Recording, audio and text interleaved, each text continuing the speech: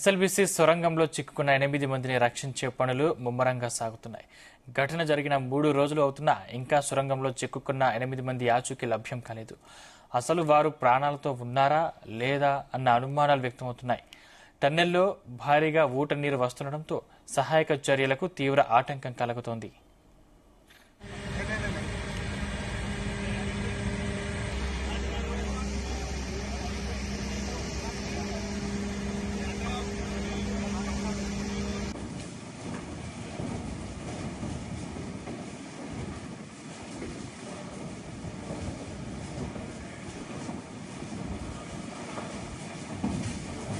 బురద మరింత పేరుకుపోతుంది.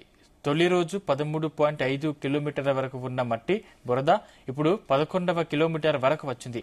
లోపలికి వెళ్లాలని ప్రయత్నిస్తుండగా మట్టి పిల్లలు విరిగి పడుతున్నాయి.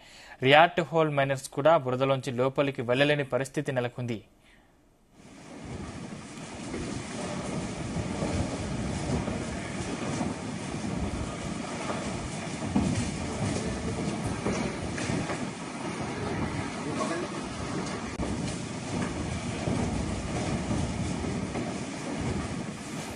అయితే టన్నెల్లో చిక్కుకున్న రోజు ప్రాజెక్టు మేనేజర్ ఫోన్ రింగ్ అయిందని మంత్రి కోమటిరెడ్డి వెంకటరెడ్డి తెలిపారు.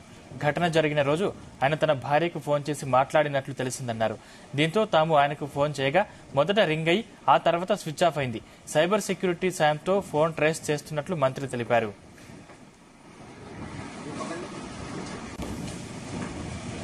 ఈ అంశానికి సంబంధించిన మరిన్ని పూర్తి డీటెయిల్స్ మా క్రైమ్ బ్యూరో చీఫ్ రవితేజ అందిస్తారు. రవితేజ, 4వ రోజు కూడా ఎస్ఎల్బీసీ టనల్లో చిక్కుకున్నటువంటి 8 మంది ఇంజనీర్లు, లేబర్, ఛత్తీస్గఢ్ కి చెందినటువంటి వారందరినీ కూడా రక్షించేటువంటి ప్రయత్నాలు ఇంకా జరుగుతూ ఉన్నాయి. నిన్న నేవీ టీం రంగంలోకి దిగిన తర్వాత అత్యాధునిక టెక్నాలజీతో కూడినటువంటి పరికరాలన్నింటినీ కూడా నేవీ అధికారులు లోపలికి తీసుకెళ్లి ఈ 14వ కిలోమీటర్ వరకు చేరుకునేటువంటి ప్రయత్నాలు చేశారు. నేవీ అధికారులు సింగిల్ గా ఈ మట్టి కూరుకుపోయినటువంటి ప్రాంతం నుంచి అవతల వైపు వెళ్లేటువంటి ప్రయత్నం చేశారు. నేవీ అధికారులు మీడియాకు కొన్ని ఫోటోలు, వీడియోలు కూడా రిలీజ్ చేయడం జరిగింది. దాంట్లో పూర్తిగా గుండ్రంగా ఉన్నటువంటి ఈ సొరంగం అంతా కూడా మట్టితో నిండిపోయి ఉన్నటువంటి దృశ్యాలు నిన్న నేవీ అధికారులు పంపించడంతో లోపల ఎంత భయానక సిచ్యువేషన్ ఉంది అనేది కూడా స్పష్టంగా ప్రజలందరికీ కూడా అర్థమైంది.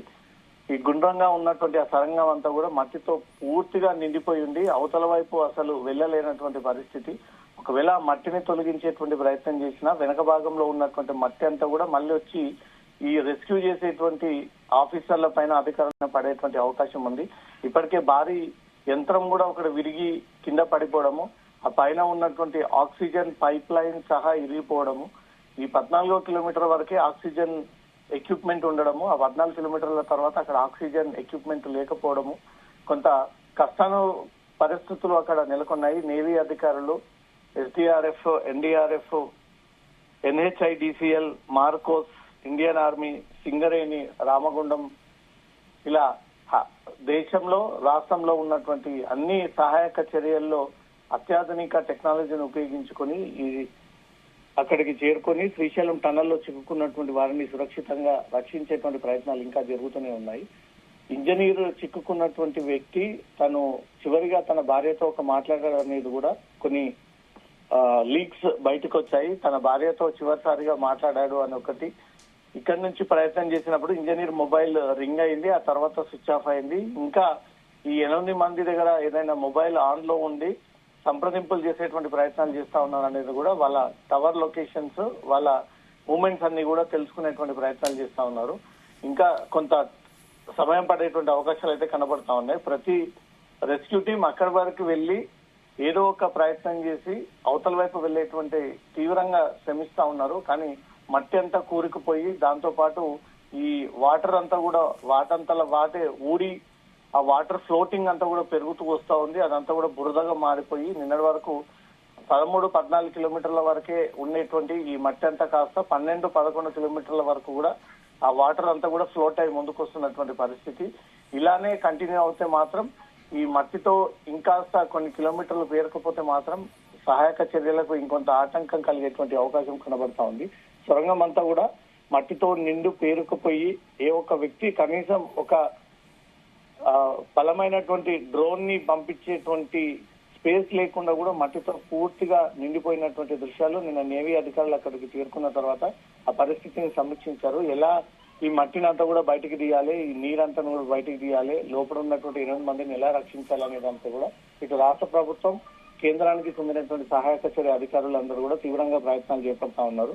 ఎలాంటి టెక్నాలజీని ఉపయోగించుకోవాలి, ఒక వ్యక్తికి ఆక్సిజన్ సిలిండర్స్ పెట్టి లోపలికి పంపిస్తే పాసిబుల్ అవుతుందనే ఒక కోణంలో కూడా అధికారులు ఆలోచిస్తా ఉన్నారు. జరిగినటువంటి ఘటనలో ఇప్పటికే తీవ్ర విషాదం నెలకొనగా మళ్ళీ ఏదైనా సహాయక చర్యలు అనుకోకుండా జరిగిన పరిణామాలు ఉంటే మాత్రం ఇంకాస్త ఫెయిల్యూర్ అయ్యేటువంటి అవకాశం ఉంది. కాబట్టి మానవ తప్పిదాలు మళ్ళీ జరగకూడదు అంటూ కూడా టెక్నాలజీతో కూడినటువంటి పరికరాలని లోపలికి పంపించి నిన్న ఎండోస్కోపిక్ టీం కూడా అక్కడికి చేరుకొని ఒక మానిటర్ పెట్టుకొని ఎండోస్కోపిక్ టీం 200 మీటర్ల వరకు ఆ కెమెరాని లోపలికి పంపి లోపల ఉన్నటువంటి సిచ్యువేషన్ అంతా కూడా క్యాప్చరింగ్ చేసి వీళ్ళు ఈ ఘటన జరిగిన అవతల వైపు ఎంత దూరం డిస్టెన్స్ లో ఉన్నారు అనే ఒక కనుగొనేటువంటి ప్రయత్నం ఎండోస్కోపిక్ కెమెరా టీం ప్రయత్నాలు అయితే జరుపుతా ఉన్నది. ఆ కెమెరా కూడా బయటికి లోపలికి వెళ్లేటువంటి అవకాశం కనిపించట్లేదు, పూర్తిగా మట్టితో నిండిపోయి ఉంది. కాబట్టి చిన్న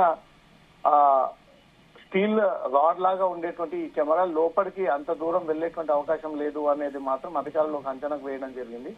ఇది 4వ రోజు అన్ని రెస్క్యూ ఆపరేషన్స్ కి ప్రయత్నాలు చేస్తూ అక్కడికి వెళ్లి తిరిగి వస్తున్నారే తప్ప ఏమాత్రం సాహసం చేసి ముందుకు వెళ్లి ఆ మట్టినంతా కూడా పక్కకు జరిపి ఈ నీరంతా కూడా బయటికి తోడి ఆ వ్యక్తులను ఇప్పటి వరకు కూడా గుర్తించలేకపోయారు. అంటే ఎంత సీరియస్ గా సిచ్యువేషన్ లోపల ఉందనేది మాత్రం నిన్నటి వీడియోలు బయటకు వచ్చిన తర్వాత ప్రజలందరూ కూడా క్లియర్ గా అర్థమవుతా ఉంది. ఈ రోజు పోలీసులు ఆ టనల్ వైపు ఓన్లీ రెస్క్యూ ఆపరేషన్స్ మినహా ఏ పొలిటికల్, మీడియా, ఇతరులు, సివిలియన్స్ ఎవరు రాకూడదు అంటూ కూడా కొన్ని రెస్ట్రిక్టెడ్ బోర్డ్స్ ఏర్పాటు చేసి సహాయక చర్యలకు ఆటంకంగా ఏర్పడతా ఉన్నాయి. ఎమర్జెన్సీ వాహనాలు రాకపోకలకు ఇబ్బంది ఏర్పడతా ఉన్నాయి.